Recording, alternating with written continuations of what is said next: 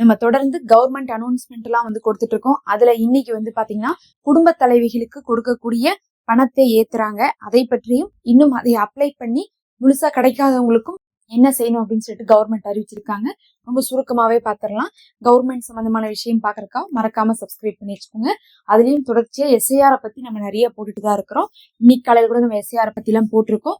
பாக்குறவங்க அதையும் சேர்த்து பாருங்க. இப்ப பாத்தீங்கன்னா நாம முதல் கட்டமாக இந்த குடும்ப தலைவிகள் இருக்காங்க பாருங்க, பெண்களுக்கான உரிமை தொகைன்னு சொல்லிட்டு மாசம் மாசம் 1000 ரூபாய் கொடுக்கறது. அதுல முதல் தடவை ஜாயின் ஆனவங்களோட மறுபடியும் புதுசாக இணைக்கிறதுக்காக ஒரு முகாம்லாம் நடத்தினாங்க. அந்த முகாம் மூலமாக தேர்ந்தெடுக்கப்பட்டவங்க எல்லாருமே இப்ப இந்த டிசம்பர் மாசம் இருக்கு பாருங்க, கடைசி 25ஆம் தேதிக்கு அப்புறம், அதாவது இப்ப நம்ம ஜனவரியில இருக்கோம்னா இந்த ஜனவரிக்கு முன்னாடி என்ன பண்ணாங்கன்னா பணம் போட ஆரம்பிச்சிருக்காங்க.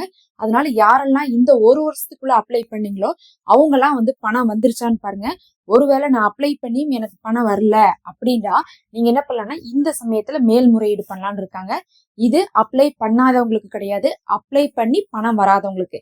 அப்ப இந்த ஒரு வருஷத்துல பாத்தீங்கன்னா 2 தடவை முகாம் போட்டாங்க. நீங்க பெண்கள் உரிமை தொகைக்கு அப்ளை பண்ணுங்கன்ட்டு.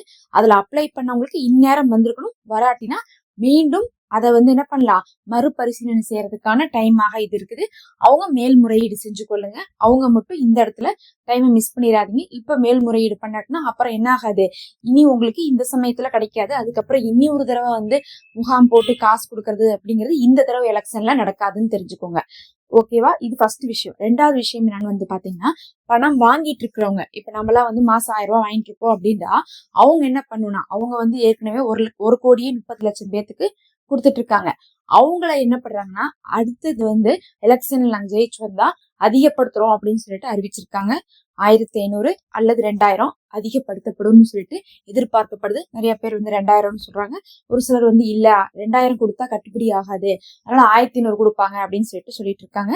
அது என்ன தொகை அப்படிங்கறதை டிஎம்கே அறிவிக்கல. ஆனா நாங்க ஆட்சிக்கு வந்தா இந்த 1000 என்ன பண்ணுவோம், அதிகப்படுத்துவோம் அப்படிங்கக்கூடிய ஒரு விஷயத்த மட்டும் சொல்லியிருக்காங்க.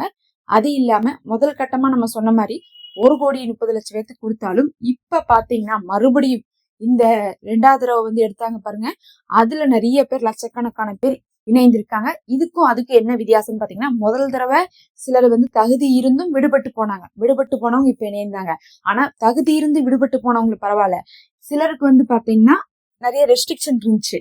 இந்த அளவுக்கு நீங்க வருமானத்தை வாங்கக்கூடியவங்களா இருந்தாவே இந்த தொகையை வாங்க முடியாது அப்படிங்கிற மாதிரிலாம் நிறைய ரெஸ்ட்ரிக்ஷன் இருந்துச்சு. அதுக்கப்புறம் இப்ப என்ன பண்ணிருக்காங்க, நிறைய குறைச்சிருக்காங்க. முதல் மாதிரி இல்லாம அதிகமான பெண்களுக்கு, இன்னும் சொல்ல போனா பரிபூர்ணமாகவே பெண்களுக்கு கொடுத்துடணும் அப்படிங்கக்கூடிய நோக்கத்தோட வந்தனால இப்ப அந்த தளர்வுகளின் காரணமாக அதிகமான பெண்கள் இதுல பயன்பெற்று கொண்டு இருக்காங்க. அவங்களுக்கும் பணம் வருது அப்படிங்கறத தெரிஞ்சுக்கோங்க. இது யாருக்காக சொல்றோம்னா, நாங்க முதல்ல அப்ளை பண்ணோம், எங்கள்கிட்ட சொந்த வீடு இருக்குன்னு சொல்லிட்டு வேணான்ட்டாங்க.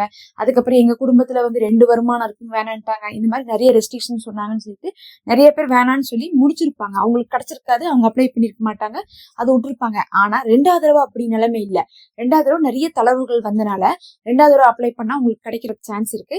அதனால இன்னுமே அப்ளை பண்ணாதவங்க இந்த சமயத்துல என்ன பண்ணுங்க, நோட் பண்ணிட்டு இருங்க. இப்ப வரையும் அப்ளை பண்ணவங்க மேல்முறையீடு பண்ணலாம். இன்னும் அப்ளை பண்ணாதவங்களுக்கு அடுத்த முகாம் எப்ப வேணா அனௌன்ஸ் பண்ணலாம். அனௌன்ஸ் பண்ணாங்கன்னா அதுல நீங்க என்ன பண்ணுங்க, அப்ளை பண்ணிருங்க. அதை நீங்க எதிர்பார்த்து காத்துருங்க. ஏன்னா இந்த வருஷத்திலேயே 2 தடவை முகாம் போட்டுதான் இப்ப தேர்ந்தெடுத்திருக்காங்க. இன்னொரு தடவை முகாம் வர்றதுக்கும் சான்ஸ் இருக்குன்னு சொல்லிட்டு சொல்லப்பட்டு இருக்கு. அதனால இல்லாதவங்க இனிமேல் அலர்ட்டா இருந்து அது என்ன பண்ணுங்க, வந்துட்டு அந்த வாரமே போய் ரெஜிஸ்டர் பண்ணிட்டீங்கன்னா உங்களுக்கும் மாசம் மாசம் காலகாலத்துக்கும் காசு வர மாதிரி இருக்கும். இதுதான் இப்ப முக்கியமான தகவல். மறக்காம சப்ஸ்கிரைப் பண்ணிக்கோங்க. நம்மளுக்கு பயனுள்ளதா இருந்தா நம்ம சேனல்ல மெம்பர்ஷிப் இருக்கு, அதுல ஜாயின் பண்ணிக்கோங்க. நம்ம உங்களுக்காக தொடர்ந்து அப்டேட் தகவல்களை எல்லாம் துல்லியமா கொடுத்துட்டு இருக்கோம். அது எங்களுக்கு ஒரு ஆதரவா இருக்கும்.